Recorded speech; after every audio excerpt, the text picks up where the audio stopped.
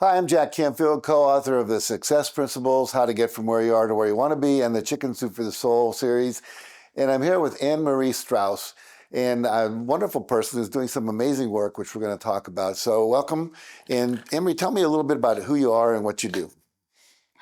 First, I want to say, Jack, it's wonderful to be here with you today, and I really appreciate this opportunity to have a conversation. Yeah, me too. So let's start by just, a little background, maybe, what is it that you do so people get a sense of what they can take advantage of in terms of your expertise. Well, I'm an author, a speaker, and a coach, and I'm also the founder of I Speak Clearly, which is a communication coaching company. And at I Speak Clearly, our mission is to make confident speaking a habit so that individuals can reduce speaker anxiety, increase their performance, and elevate their leadership communication. hmm And who would your clients mostly be? These are corporate leaders or people who want to be professional speakers? Who do you work with? We specialize in working with business executives and corporate leaders hmm to really enhance their communication so that they're better able to share their vision, motivate and inspire their employees or their organizations, and encourage others to achieve their goals and dreams. Very cool. So why are you so passionate about this? You obviously are. You're doing this and you're doing it really well. I'm curious what got you into it and why you're so passionate about it. I'm passionate about what I do because I'm passionate about communication. hmm So I'm a speech language pathologist by Oh, training. interesting. Yes. And I started my career in education, and I worked with children with special needs. And my students were greatly challenged, but they were determined communicators. And they taught me the power of communication to connect with others and bring joy. One student in particular always comes to mind.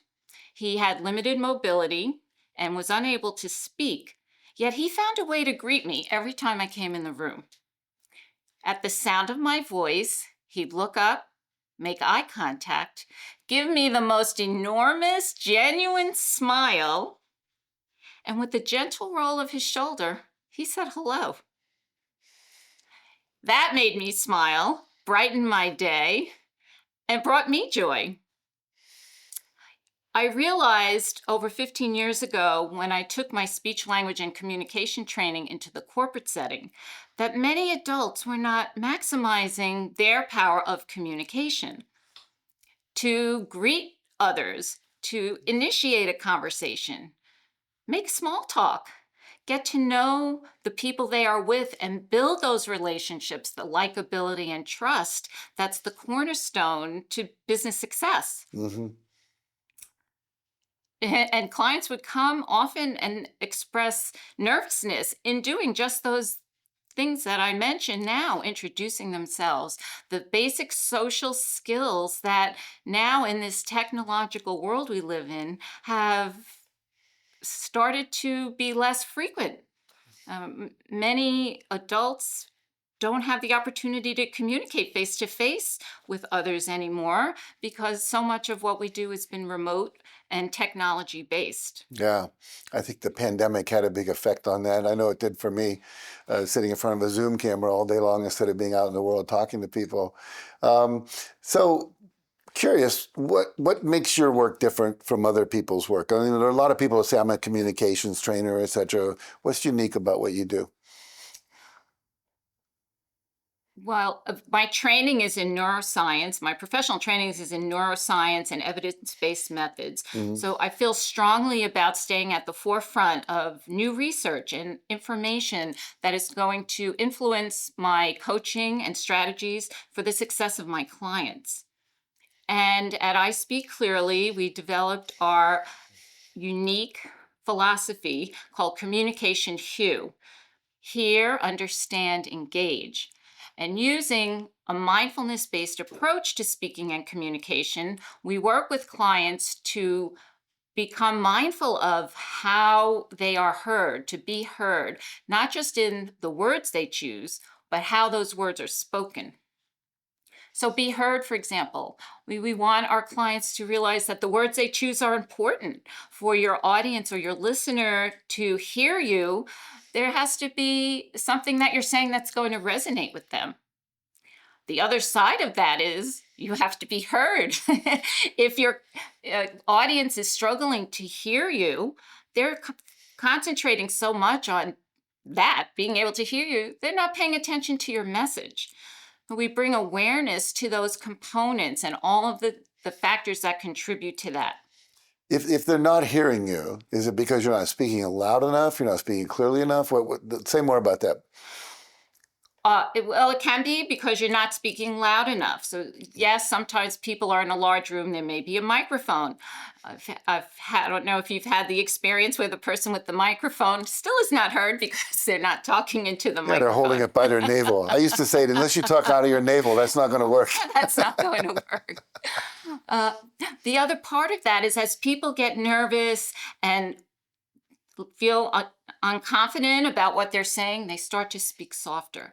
So we bring awareness to what loudness are you using, and are you projecting your voice so that it reaches the listener? That's such an important component of the message. Sure.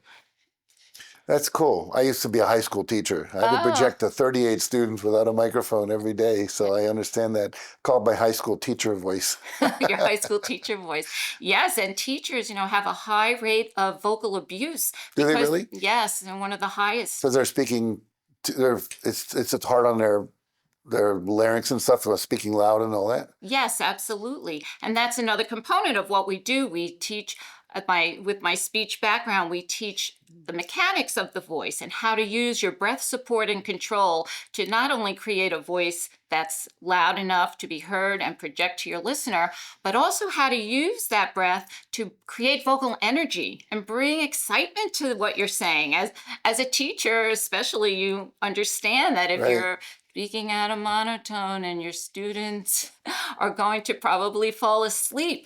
But if you bring energy and enthusiasm, they will be listening, paying attention, and become more engaged, which is the other component of our cue, be understood. So saying your words clearly and precisely and using vocabulary that they can understand, and then also engage, use your emotion, your passion in the tone of voice to create an authentic picture of your message. So I'm curious, you go into work with corporate people. Are you working one-on-one in small groups? How does that work?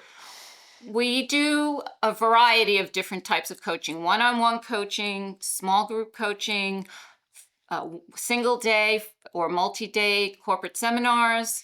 We also do speaking events and keynote speaking, both virtually and in person.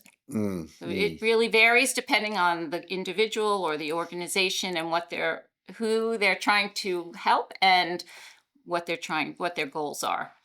And I'm curious, like when they reach out to you, what are they wanting? Like, how do they say this? How do you know that they're a client? In other words, how does all that work? I'm just curious. Well, when I meet people and I say the name of my company, right away people get self-conscious. I speak clearly. Oh no, am I speaking clearly? Oh yeah, interesting. That makes sense.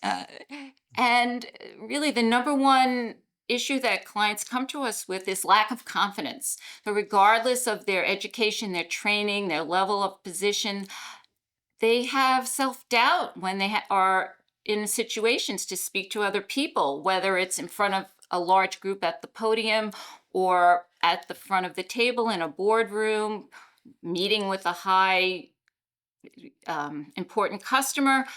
The nervousness creeps in, the self-doubt. And the nervousness is the next component of that is a common issue that clients come to us with. Right.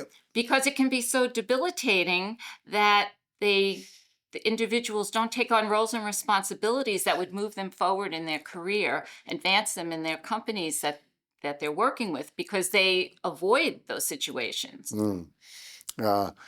That's really fascinating. Well, I'm really excited that you're doing that work. It's very important. And I think self-confidence is one of the big issues that so many people have for a lot of reasons, and one of them is their communication. And I love that you're using mindfulness and neuroscience to help deal with all that, because that's really the cutting edge of where everything is these days. So good for you.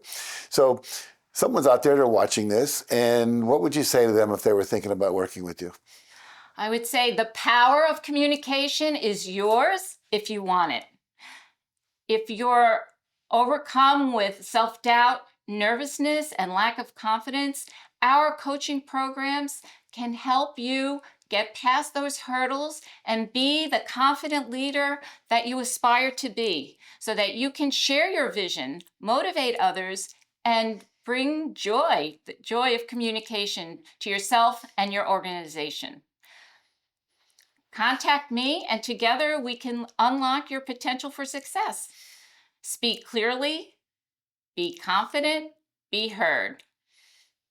I love it. Thank you so much. It's good for you. I'm Thank glad you're you. doing the work you're doing. Thanks for joining me today. You're welcome.